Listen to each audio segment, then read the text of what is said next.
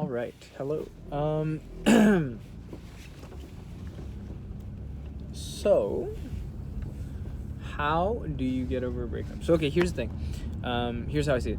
So, when you're getting over a breakup, the reason why it's so weird is because essentially you and one other person create like kind of like a new world that you guys build that world together.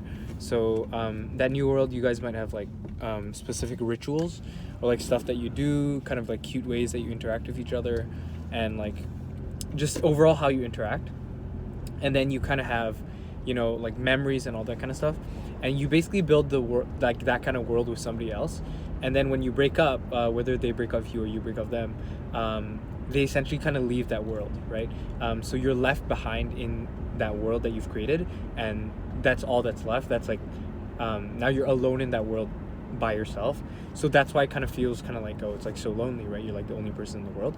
But then what you have to realize is you have to be able to get back into your normal world, right? So there's like kind of like three worlds, right? There's your world, there is the world that you created together with that third person, and then there's their world, so their individual world. And then what you'll see is that if somebody like leaves you in that world, they actually have the ability to like jump in and out of that world, so they can go do their own thing, they can go meet people, they can go figure out their feelings. And then when they're feeling, because you're stuck in that world, they can jump back into that world and then be like, hey, how are you doing? And then immediately you're kind of sucked back in and you feel like terrible. So the big part about a breakup is getting out of that world, getting out, like unstuck from that world that you guys have created, and getting back to your own world, right? So the difference there is kind of like every social interaction that you have is going to lack that depth. So because you're stuck in that paradigm of that world that you've created, there's a certain amount of depth there. So like how deep you understand the person, how will you connect, which means once you do go out and like start to meet people, if you talk to people, random people, they're gonna feel kind of like, oh, they're boring, like, because you're constantly comparing, and you're keeping a tally in your head. You're like, oh, my ex wouldn't do this, or my ex does do this, or etc etc. So you're keeping a tally in your head, right? So if you want to get back to that regular paradigm, you have to realize that you have to go back to your regular world, which is, you might lack depth, but you might have width, right? So you're going to be meeting a lot more people, and it's going to be less interesting at the beginning, but that's part of like going back to your regular world.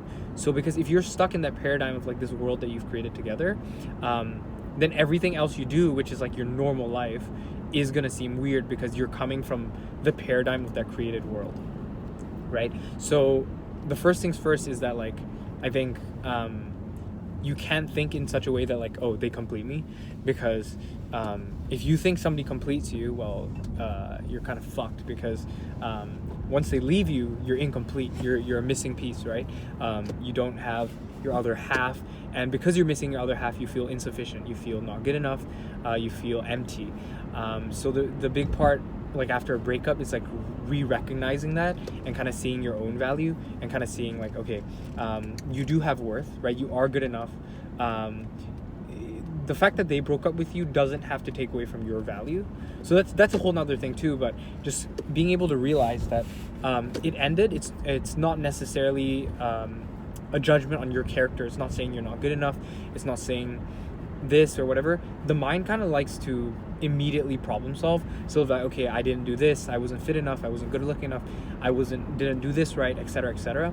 But then kind of being able to kind of like take a step back and realize like, hey, they don't complete me, I'm a complete person by myself, and maybe it just happened to be that like circumstances led to this outcome, right? And then being able to go from that mindset, kind of like, or that paradigm, it creates a more productive environment for you to actually start getting over them. And then kind of like, if you've ever been through a breakup, you kind of have to believe that like, okay, you are going to find another person. That is something you're going to be able to do, because I think right after, right, because you've created this world with them, it's so special, you're going to constantly be seeking out that thing, because you have that paradigm shift of like, okay, this is what I'm missing. So you have to be able to go back into your regular world, where like it's not a lot of depth, it's a lot of width, it's a lot of just whatever. Because like, let's say you just go out and meet people, you're gonna be like, oh, this isn't that thing. And that's the point, right? Because if you're constantly looking for that thing, you're still functioning under the paradigm of the world that you've created together, not your regular world. And coming from that paradigm, it's basically you're just gonna be disappointed. So kind of realizing, hey, you know, the breakup happened, it's real. That doesn't mean you're incomplete. That doesn't mean you're not good enough, right? It might have just happened. Who knows, right? There's so many reasons. You can overthink it completely. And then on top of that, realize that, hey, you are going to meet somebody else one day, but you shouldn't be looking out for that, right? Because if you're looking out for that right now, right after the breakup, you're going to basically be trying to fill in a void, and that's too much of a burden to put on somebody else as well.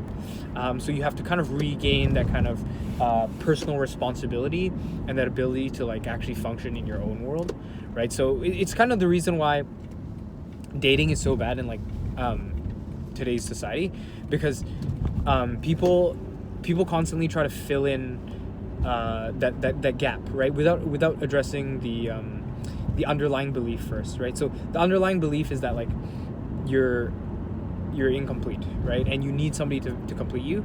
And as long as you function from that paradigm, whenever you're in a relationship, you're going to need something from the person. You need them to complete you, and then that need is going to destroy the relationship eventually. That's just how it works, right? It's kind of, it really is just like on a vibrational level kind of thing.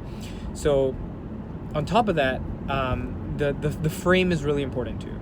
So if you're coming from a frame of like, okay, I'm not good enough, you know, whatever, you're immediately going to go into like panic mode, where you start to, which can be good, right? So you're kind of driven by that heartbreak, and you're like, okay, I'm going to work really hard. I'm going to start working out. I'm going to start getting my shit together. But then the problem about that is, and it's really good at the beginning, it's a good start.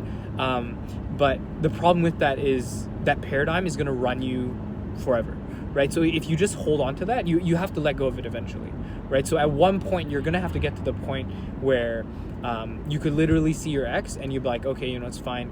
They're okay. They're happy. I'm happy too. And it's kind of like you're separate. You're no longer stuck in that world that you've created together.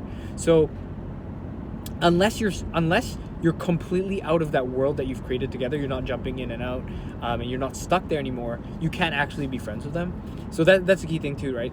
Right after the relationship, you can't be friends. You need no contact. You need to cut things off. You need to stop talking. It's like, hey, listen, it's not about you, you know, it's about me. I need to respect the healing process. Sorry. I need to respect the healing process, and kind of just, this is something I need to do, right? So when you're going through that, you'll be able to actually, you know, process things and kind of look at them from like a objective point of view. Because right after the breakup, there's too much egoic attachment there.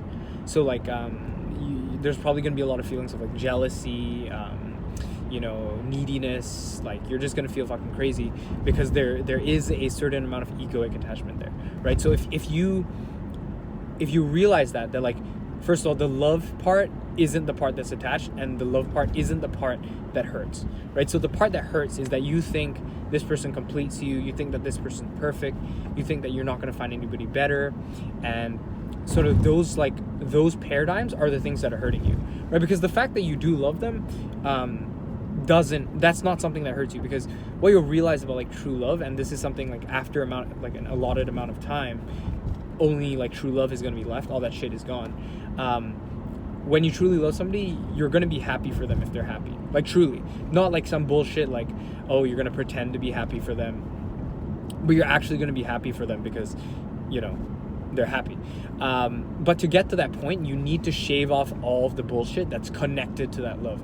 So that's going to be jealousy, that's going to be egoic attachment, that's going to be, you know, this idea of the future, right? So that's another thing too. Part of the reason why it hurts so much is because you're attached to this future idea of like, you've kind of created this fantasy in your head of like what things could, like what it could be. So you might be like, okay, you know, maybe I wanted to get married or something, or maybe I wanted to, you know, I had this plan, like we wanted to go on this trip together. You had all these plans, and you had this like fairy tale or this narrative in your head that you were going to do all this stuff, right? And you have to realize that that narrative is what's killing you, right? It's not the fact that they're gone, because the fact that they're gone is actually like, that's just pretty, that's pretty like normal, but it's a part of life.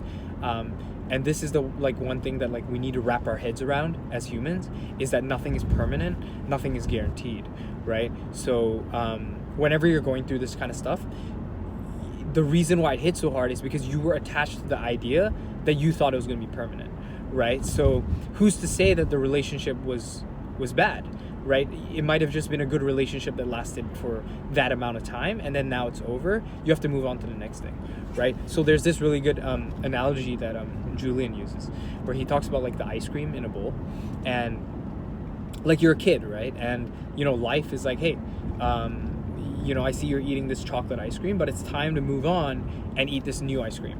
And then most people's reaction is like, no, I want to keep eating this ice cream.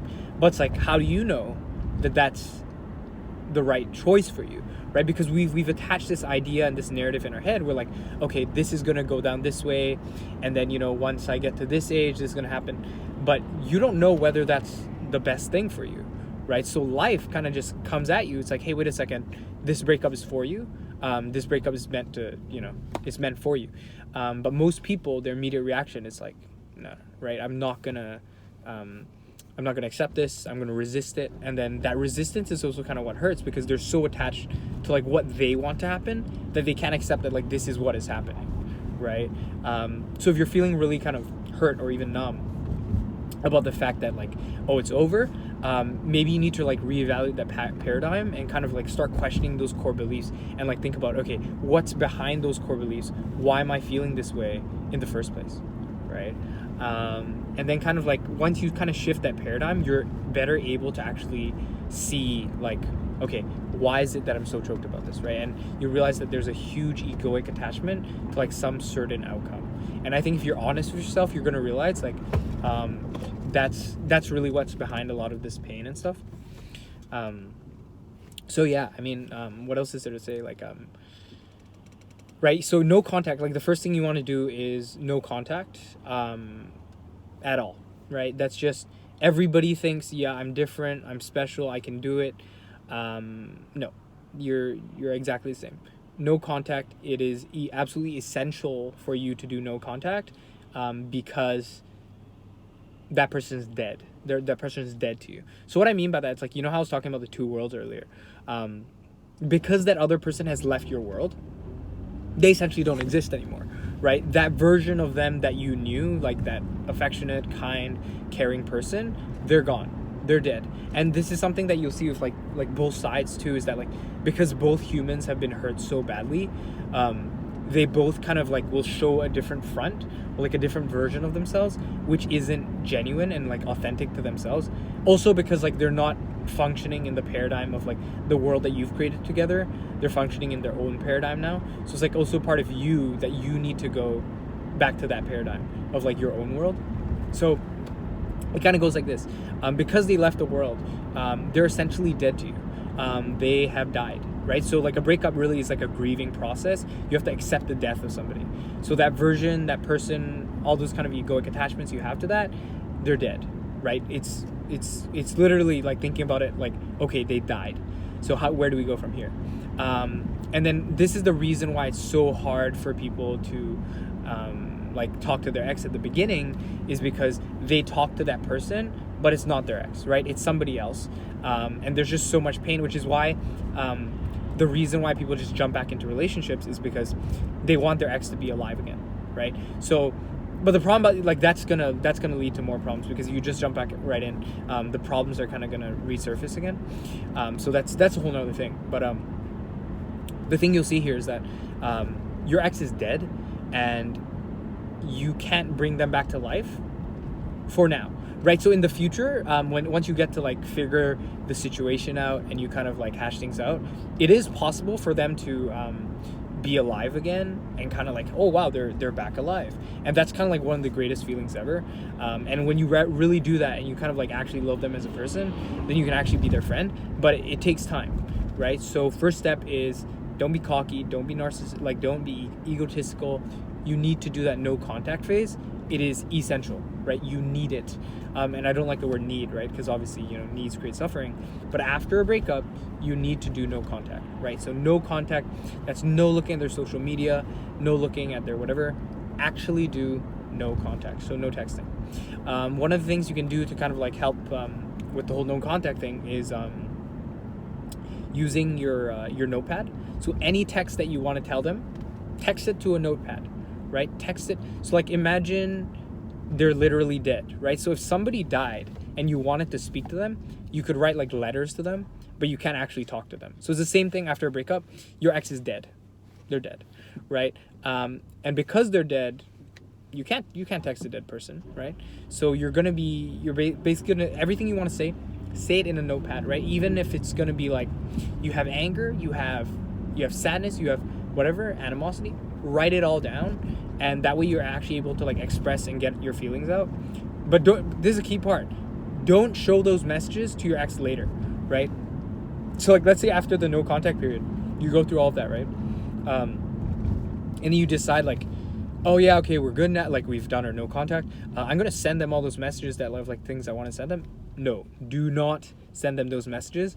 Terrible idea, right? Those messages that you write are supposed to be therapeutic. They're for you, right? So you can read them later to like figure out what the hell is going on in your mind, but do not send it. Like, do not send it to the person. Okay. So after that, right, after sort of no contact, where do you go from there? Well, you have to start moving on, right? So I kind of like, there's this funny thing I say like, okay, like how to move on from an ex in 3 days, which is kind of like, what, like 3 days, what the fuck? And what I mean by that is to how to actually start moving on, right? So this doesn't mean like getting over an ex in 3 days, because that's fucking impossible. At least I think so, if you actually really cared about them. But 3 days to start moving on. So how do you do that? So first day is you basically have to accept that it's over. You have to be like, okay, they're dead. They're dead. Like you know, it's really sad. Somebody you cared about has passed away. It's time to start the grieving process. You have to admit it. Not, I'm going to get them back. I'm going to whatever. No. They're dead. They're just dead. Like whether you broke up them, they broke up you, they're dead. There's just no way about it. I'm sorry for your loss, but they're dead, right? And then as you go through those realizations, you want to start processing those fucking emotions. So no denial, right? Jump right into it. Are you fucking sad? Are you fucking angry? Whatever, all these raw emotions, you have to start processing them and start feeling them. So really kind of get into it. If you need to cry, you can cry, whatever, right? Then day two is where you really start to do a bit of like a future outlook, okay? Where you start to be like, okay, you change like a paradigm shift, where you start to look at the situation differently. You're like, okay, how am I going to change from this, right? How is this going to benefit me? Right? Like, and start to question your assumptions about why the thing is so bad in the first place. So, right, okay, they are dead, right? You've accepted that, but then why is that so bad, right? So you're like, oh, because they complete me, because they're my soulmate, because I'm not going to find anybody like that. So start questioning those paradigms, start questioning those assumptions, and realize that they're all just created in your mind. They're not real, right? So, what if I never find somebody else? Bullshit. You're going to find somebody else. Like, they complete me. They don't complete you. You're complete by yourself. What if they forget about me? Well, that's up to them, right? So just, you have to really start like letting go of these paradigms and these assumptions, and get back to like brass tacks and be like, okay, how is this going to benefit me? What am I going to do?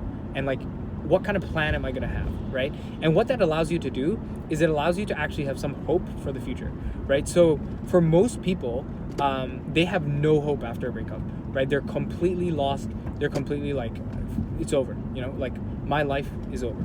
And that kind of mindset is what's gonna destroy you, right? Because you feel like there's nothing you can do.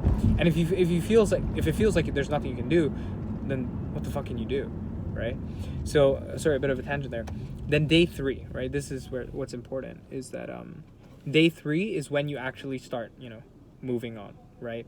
So first day was about, accepting that they're dead, they're 100%, like they're literally dead.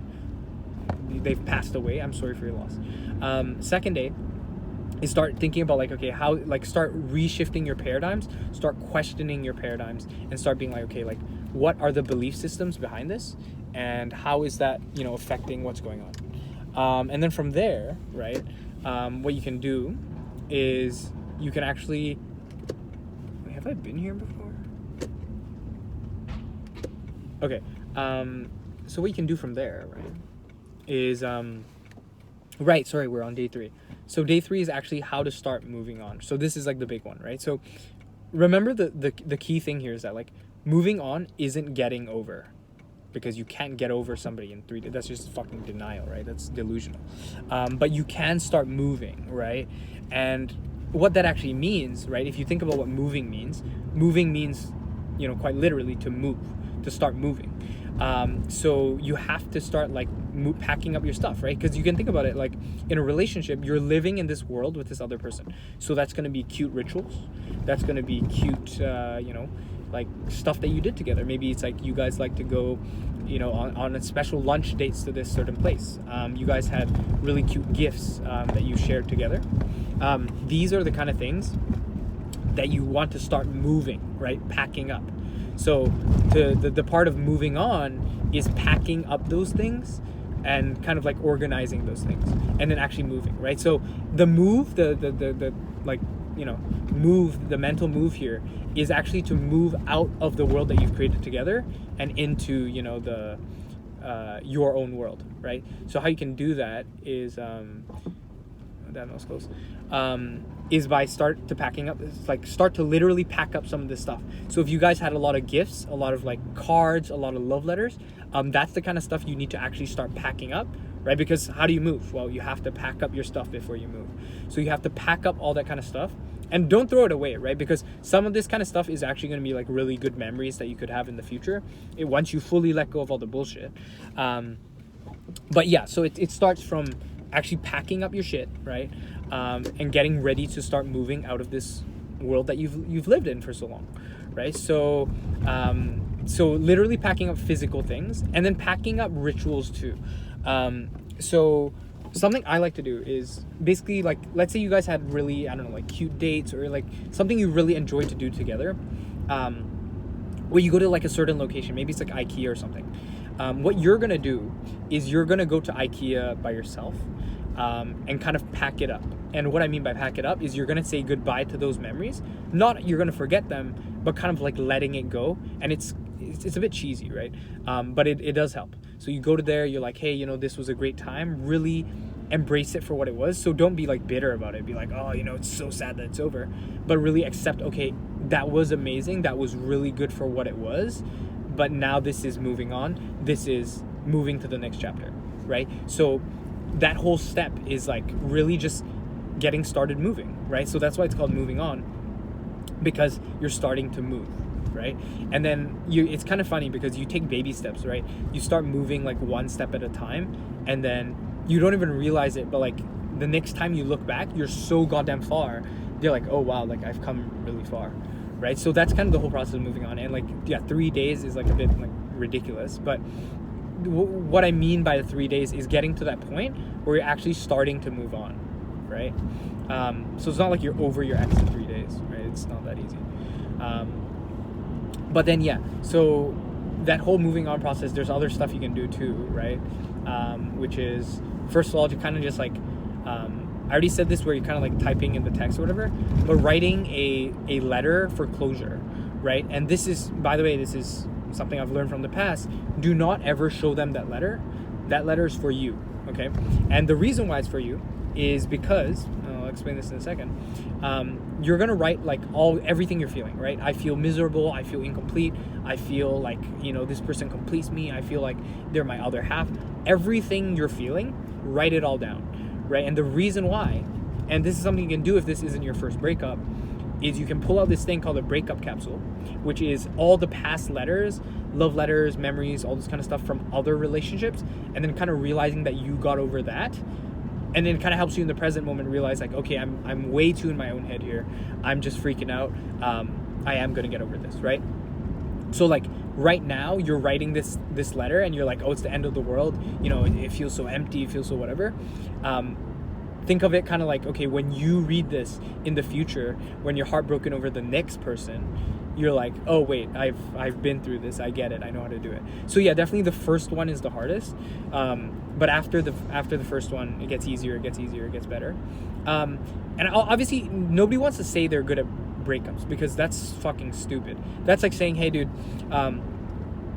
like, you know, my aunt, she died, I got over that so fast. It's like, no, that's not something you want to brag about, but you want to be able to get to the point where you can start moving on and like you can start living again, right? So that's the big thing, is like with grief, right? And this is the perfect example, is that like let's say somebody dies, because it's like the same thing when you break up somebody, they're dead. But like, let's say somebody dies, right? Obviously they want you to be happy. So I think it's like the same way as like an ex or whatever. Maybe not in the moment, they won't admit it, because they might be a bit bitter or whatever. But the truth is, like, if somebody really cares about you, they want you to be happy, and obviously you want them to be happy too. So it's like the only thing that makes sense, right? So anyways, because they kind of, sorry, I got lost there.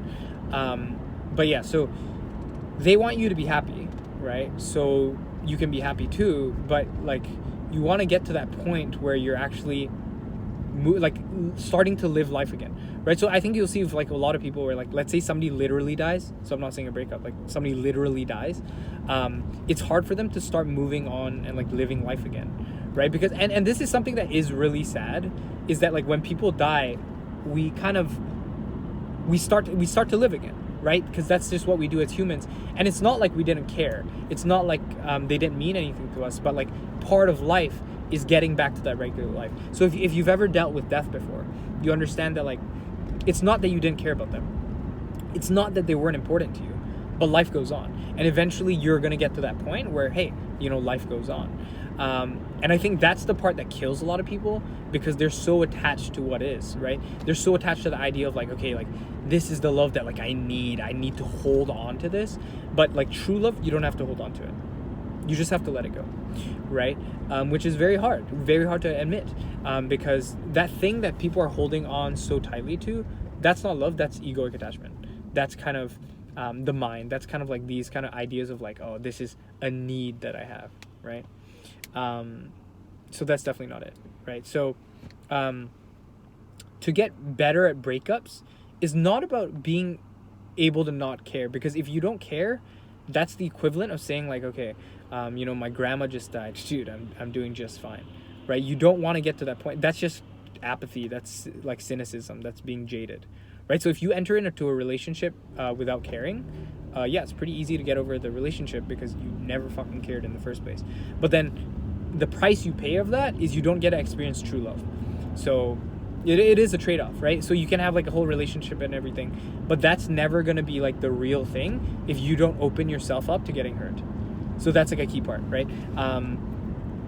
So I had this kind of point about like love in general, like the language that we use. We say falling in love, but kind of like falling in love kind of implies that you're going to hit the ground and you're going to get hurt, right? So I prefer the term rising into love, where like you're constantly rising, it's constantly growing. And then there might be a point where, you know, it's kind of like Icarus, you fly too close to the sun and your wings get clipped, right? You fall back, you fall from grace. And I guess it depends how you look at it, but that fall from grace shouldn't scare you from flying in the first place, right? So like if you had the ability to fly, which is kind of like what loving is, it's like the ability to like fly, are you gonna still try and fly and like really experience that beauty of the height, or are you just gonna be so scared you never leave the ground, right? So for people who've like hit the ground, like flew up really high and then hit the ground at full speed, they never pick themselves back up again. And they're like, okay, you know what? I'm never fucking leaving the ground again. I'm just going to stay on the ground. But the problem with that is it's so fucking boring. Or it's not even boring. It's just like, it's the bare minimum of life. You're kind of like dredging through it. And you're like, you're not actually open to life's, open to life itself. Right? So that's the thing you're going to notice too, is that like, if you don't open yourself up to like love in general, you're probably not going to be happy. Because, and I'm not saying just romantic love, I'm saying love in general. So like the way I see it is that like happiness is life's love. So life loves you in that kind of way, and life gives you happiness, right? So if you close yourself off to that, you're not going to be fucking happy, right? So part of like taking that leap and actually flying off the ground, leaving the ground, is having that confidence, having that like sort of trust in yourself that you have the strength, and you already have the strength to pick up those pieces and pick up that kind of thing when it does, like if it does fall, right? Because I think the ultimate thing you're going to realize here though is that, like, after you let go of all the egoic attachment, after all the bullshit, and you truly just like, you're just left with like actually loving somebody, it never stops, right? That love is always constantly increasing. You're going to keep loving them more and more in a non-attached way, right? So they could be getting married, they could be like having a kid, and you genuinely be so happy for them because you're not attached to like their story. So that's another thing too, is that like the reason that the reason why people get hurt so much by breakups is because they're attached to some story as if it were their story, right? So you have to realize that like you can't be the hero in every single love story. So like take a step back and realize like, hey, maybe you're not going to be the winner in that love story, but you're going to be the winner in yours, right? So you can't self-impose your narrative of like your love story onto somebody else, okay? So like your ex, for example, realize that they're doing their own love story, and then they have their happy ending. Their happy ending isn't your sad ending. It's just a different ending, right? So you play a different role in their story, and they play a different role in your story. So like one day you're going to have that happy ending, whatever that is. First of all, right, don't be attached to that ending. You might be like, oh, maybe I get married one day. That might not even be it, right? You might die alone. But that is still going to be your happy ending if you let it be. But if you're too attached, if you're too locked in this scenario of like, okay, this is what happiness has to be, or this is what my ending has to be, you're not going to be happy, right? So that's kind of like the key factor here. So yeah, realizing that like once you realize, like make that realization that like, hey, it's not your love story, this narrative that you've created in your head isn't even fucking real. You can actually genuinely be happy for somebody else because they're happy, right? And it's not easy to get to that point. And I think, you know, as sad as it is to say this, for most people only truly love somebody after they've lost them, right? You only really truly, because true love, I'd say, is not egoically attached. It's not kind of, you know, dependent on the other person loving you back. It's just you care for the person in a non-attached way, where you understand them on a fundamental level, where you're like, hey, I understand them on a fundamental level. I understand that their story is their story. So there's this kind of really good analogy of like what a really good analogy of what am I talking about? I was talking about, right, of like what a relationship is. So I got this from a friend, okay? Let me just park for a second. So I got this from a friend, and basically she was telling me like a relationship is like a baton race. You know what a baton race is, right? Like you sprint, and then you pass them the baton, and then they pick it up, and then, you know, they keep running and whatever. So when you think of it that way, right, you can think of this scenario. You have your partner, right? So that's like your relationship partner. And then, you know, you pass them your baton. And then like halfway through the race, they're like, hey, like, I don't want you to be my partner anymore. I want to, I don't know, I want to run this race myself, or, you know, I want to find a different partner. And then, like, let's say eventually, you know, they do a bit of running. They do find their own partner. You can either be jealous about it. You can be like, oh, you know, fuck them, you know, like, and then let's say they win the race. So they cross the finish line. So I guess for like some people that might be marriage, might be a happy ending, might be like happy relationship, fulfilled long-term relationship. Whatever that finish line is, you have a choice to be like, okay, fuck them.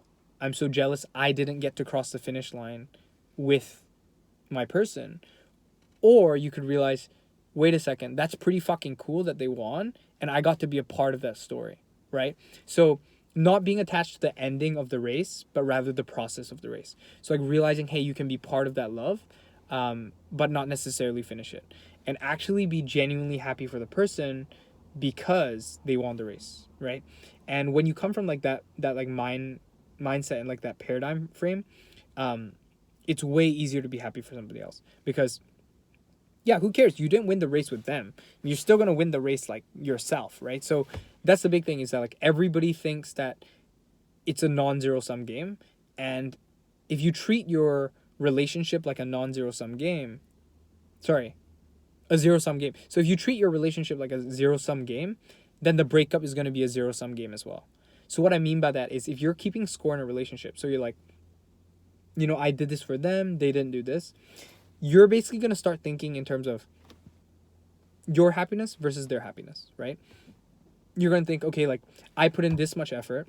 They didn't put in this much effort. So like that difference is going to be the difference in our happiness, right? So like you're going to start thinking like, okay, like their happiness is your unhappiness, right? So it's like a zero sum game type of thing. But then what you realize is that like a relationship, and this is something most people like can't wrap their head around, is that like a relationship should be a non-zero sum game.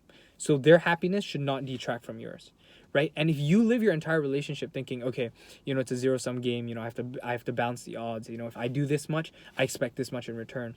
The problem about that is the breakup is going to be even harder because at this point they're no longer meeting your needs, and in fact they're going to be happy eventually, probably, who knows. Most people eventually recover after a breakup, so their happiness is going to start detracting from you, right? So they have this much happiness, and because you think of it as a zero sum game, you're like, okay, well, that means I'm going to have this much unhappiness to match that, and this much jealousy, this much like animosity. And coming from that mind frame, you're going to destroy yourself, right? Because I think everybody deserves to be happy. Some people are like, oh, my ex is evil, my ex is a narcissist. Everybody's ex seems to be a narcissist nowadays, so that's a whole nother thing. But kind of like really, really looking at it from a frame of like, hey, wait a second, do you actually care that they're happy? Or are you just, is your ego hurt? Is your ego being like, oh, you see, that should be me. I deserve that, right? So coming from that egoic mindset, you're basically just destroying yourself. So if you want to flip that, you have to kind of come like, hey, it's a non-zero sum game. We're all going to make it, right? We're all going to win. We all kind of can cross that finish line and get that happy ending. But the big part is that you can't be attached to what that happy ending is. So for you, that happy ending might be being happy, being single, right? So like even in my situation, I have this one ex where she's happily married, she's a mom, and she like in every ways of the word, she crossed the finish line, and I'm genuinely happy for her because I'm also happy single, right? So like my ending was being single and actually being genuinely happy. For her ending was becoming a mom and getting married, and that's her ending, right? So it doesn't have to clash, right? It doesn't have to be like, oh, she's in a relationship now, like whatever. So it has to be a non-zero sum game if you want everybody to win, right? Because if not, like you see so much like content of people like, oh, like how to win the breakup, how to make your ex regret it. Like if 5 years later you're thinking, oh yeah, look at me, I won the breakup, I'm doing so well, you have to ask yourself, like, are you really over your ex? Because you're constantly like, even if you don't admit it, you're constantly thinking about like how much better you're doing than them.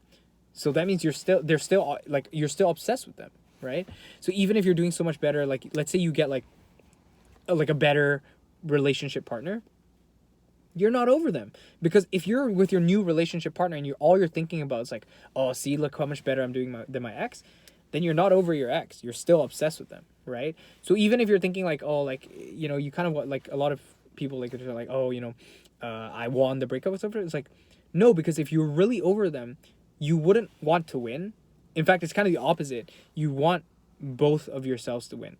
Like genuinely getting over somebody is getting to that point, and like truly loving somebody is being like, hey, like I want you to win and I want me to win too, right? So in fact, it's more like, hey, like I'm winning, right? I really hope that you're winning too, right? And it's like not a selfish kind of thing where it's like you want, like, so you have so many people like they get happy after the ex is like doing trash, and it's like why, right? Why do you want to create more pain in this world? That's fucked up, right? So, and that's something you realize too, is that pain, like any other like entity in this world, just wants to stay alive.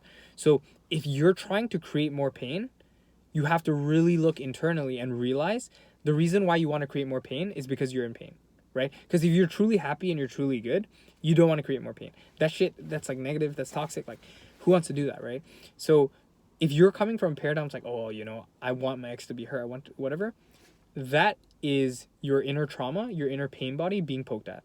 That's not you. That's your pain bodies, that's your traumas, that's your pain from like archaic pain, right? So from like past relationships, past breakups, that's really trying to be like, yeah, I want them to be heard.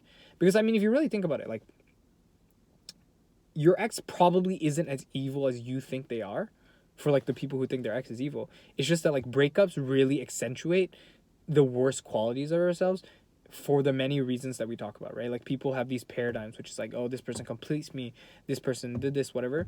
So when you have that huge paradigm shift, like, let's say you think somebody completes you, they're your soulmate, they complete you, you need them, and they tell you, oh, I'm going to be there for you forever.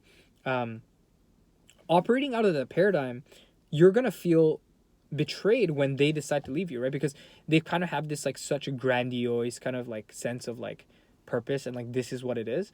So if you think about it, you're like, were they fucking lying? And then because of that, you feel betrayed, and then because you feel betrayed, that really hurts, that like pokes at some trauma there. So kind of getting to the point where like, okay, maybe your ex isn't as evil as you think, and maybe they have their own traumas too. So the reason why like both people act so bad after like breakups is because both people's traumas, both people's pain bodies are being poked at, right? So people like, everybody's like, oh yeah, my ex is a narcissist, but it's like, really step back for a second. Like, was your ex, like, when you were actually together and things were good, right? This is different for people who are actually in toxic relationships, but I'm saying for people who are like in regular relationships, are they actually a narcissist, or are you just like accentuating the bad qualities of them, and is the breakup also accentuating the bad qualities of them, right? So the mind kind of does like a defense mechanism, a kind of egoic thing, where it's like, it starts to be like pick out the bad stuff, plus the breakup, because both people are hurt, both parties are hurt, they start to act out in ways that like isn't necessarily genuine to who they are, right? So if you come from that mindset where like, oh, my ex is evil, you're not going to get over, like, it's, or maybe you might, but it's going to be very hard to get over it, because you frame yourself as a victim, and you frame yourself as like, oh, I got played, like, I got this, whatever. And that's a very quick, easy path into getting jaded, right? So earlier, like I was talking about, you want to be careful you don't become jaded, because when you're jaded, you don't open yourself up to love. And when you don't open yourself up to love, you can't be happy, you can't be fulfilled, you can't be those kind of stuff, right? And when I say love, I mean like love on like the universal level. I think oftentimes people, like, when they hear the word love, they often just immediately think of romance, but like love is like much greater of a force.